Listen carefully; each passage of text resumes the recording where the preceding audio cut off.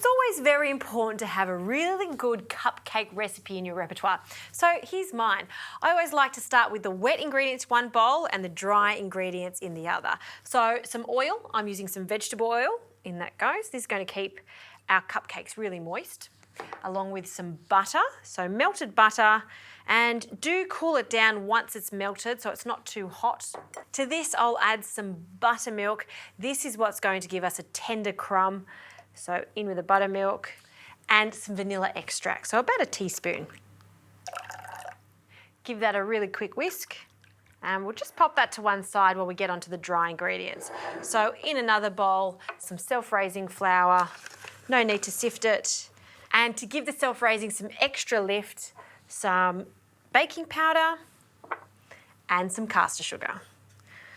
And we'll just incorporate all of that together, and whenever I'm baking, a little pinch of salt. Okay, now I'll make a well in the centre and we can crack in 2 eggs. 1, 2. So I like to crack the eggs in and start to incorporate them. Then we can add our wet ingredients.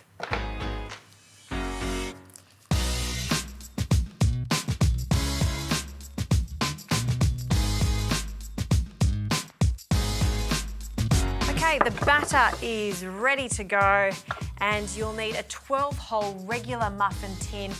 I've got a non-stick one, so you can put these straight in, but if you want to make them quite pretty, I always like to use some patty pans. I've got all different varieties at home. So I've got some pink ones and yellow ones, and just using 2 dessert spoons, I'm going to scoop our batter straight into our little patty pans. Don't overfill them. We want to fill them about 3/4 of the way, and then they go into the oven, 180 degrees, and these will cook for about 25 to 30 minutes. Once they come out of the oven, be sure to cool them completely before you ice them, so you can use any frosting of your choice.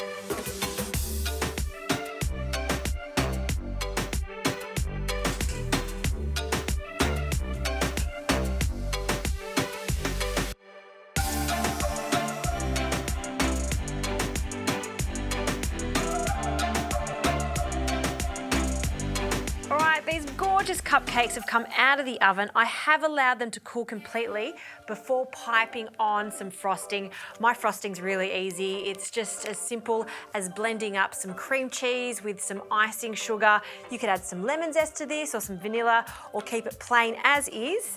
And a little sprinkling of hundreds and thousands. Don't they look so cute? A simple recipe for cupcakes that the whole family will like. I know a few kiddies that are going to absolutely love this recipe.